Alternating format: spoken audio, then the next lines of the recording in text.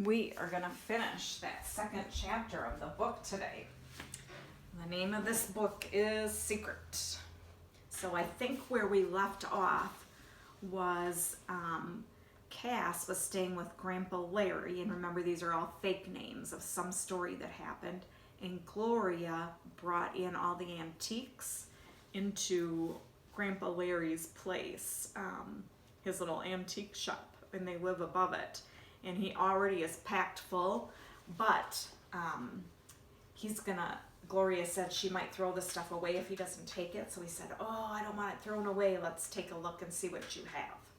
So I'll pick up right there.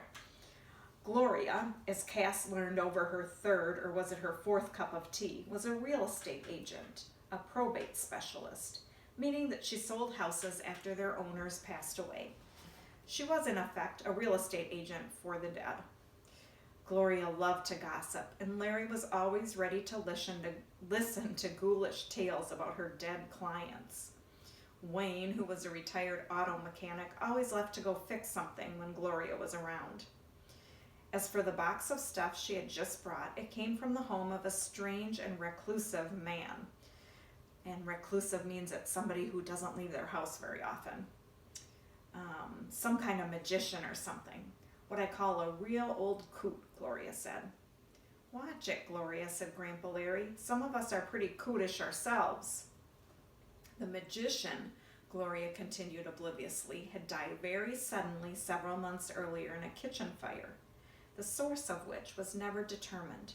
He had no known relations or survivors. Not a single friend left, poor man. Because the magician's house was so off the beaten path, or meaning not in town at all, kind of out a ways, his death might never have been discovered had not his gardener investigated the terrible smell emanating from the kitchen. Cass nodded knowingly at this bit of information. The smell of decomposing flesh can be very strong, she said, trying to show she was familiar with cases of this kind. Although, I hasten to point out, her knowledge of corpses was not yet firsthand. True, sniffed Gloria, but actually what the gardener was smelling was something else. Sulphurous, he described it, like huevos podridos. That means rotten eggs in Spanish, said Cass, who was studying the language at school.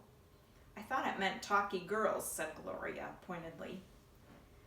Cass considered it wise not to say anything more, and she excused herself to do some homework, pretending she was no longer interested in the story of the dead magician. But she continued to listen, or as you might call it, eavesdrop, while Gloria finished telling her story. In fact, almost nothing of the magician's body was left, smelly or otherwise. The fire had been so intense that only a few of his teeth remained. See, I warned you about teeth. Curiously, while the magician's entire kitchen was incinerated or burned, the rest of the house was left unscathed, as if the fire had gone out as quickly as it had started. According to Gloria, the source of the noxious aroma was never found, and traces of it still lingered. She hoped it wouldn't hamper the sale of the house, which is going to be difficult enough thanks to the house's quirky and offbeat character. Gloria pronounced these words as if they were slightly distasteful, but Cass, not knowing precisely what they meant, thought they sounded just grand. She decided if she ever bought a house, she would want to buy one, just like the magician's. So quirky and offbeat means it's just an odd kind of house that most people wouldn't like.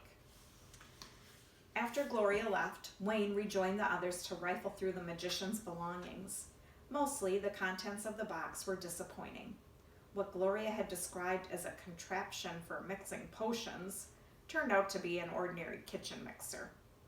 And what she had guessed was something to make objects disappear was in fact a piece of exercise equipment. They thought they'd extracted everything they could when Sebastian started barking excitedly. The blind dog circled the box, sniffing it like there was something inside he really wanted, or something inside he was really scared of, or both. Cass pushed aside the last remaining bits of newspaper at the bottom and saw something they'd missed earlier, another box. Sebastian's barks grew louder as she pulled it out. The box was flat, about the size and shape of a briefcase, and fitted with brass hinges and fastenings. It was made of a darkish, reddish, stripy type of wood, and it was carved with a design of swirling vines and flowers surrounding an uplifted face. The face was shown in profile, inhaling what looked like curling smoke. Rosewood, Wayne said, taking the box from Cass so that he could examine it more closely. Too large for a cigar box. Maybe a cutlery case? And cutlery is like knives and silverware. Larry nodded. Probably. Art Nouveau design, about 100 years old. French? He took the box from Wayne and held it up to look at the bottom. No markings. Looks like one of a kind. So it says Art Nouveau means new art in French, but as you can see from the box, it actually is a very old style. If you ever go to Paris, and I hope you do, you will notice that some of the metro entrances are made to look like vines growing out of the sidewalk. An Art Nouveau jungle.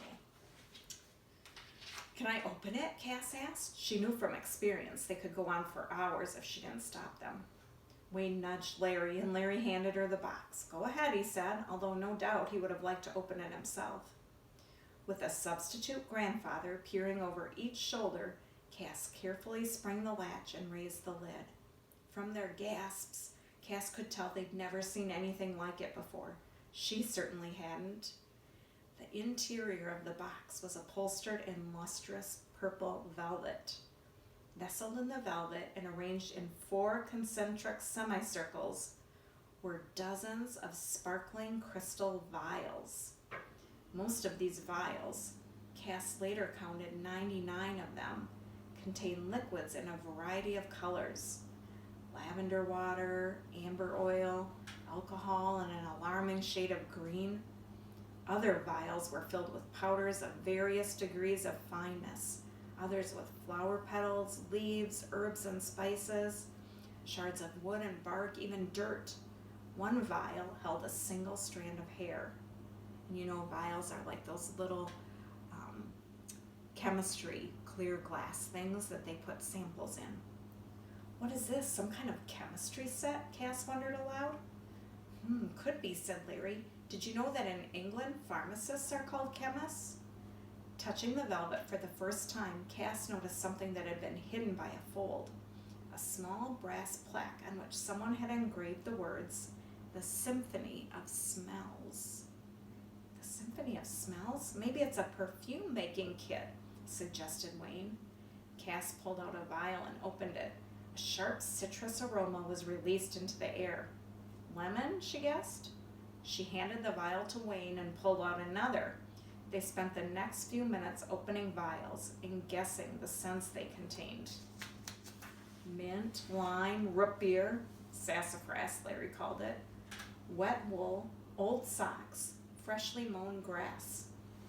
I think it's kind of a smelling game, said Cass, who was enjoying herself immensely, to train your nose, like if you were a detective, so you would know what you were smelling in an emergency or at the scene of a crime. Whatever it is, my nose is getting very tired, said Larry. Just one more, said Cass, picking up a vial from the end of the second row. There was a hairline crack in the vial, and it was nearly empty, save for a light dusting of yellow powder. She opened it and recognized the smell immediately. It was the smell of huevos podridos, rotten eggs. Oh, maybe that has something to do with the way the house smelled when it was listed for sale. All right, that's the end of chapter 2. We will keep reading and see what happens. A good mystery.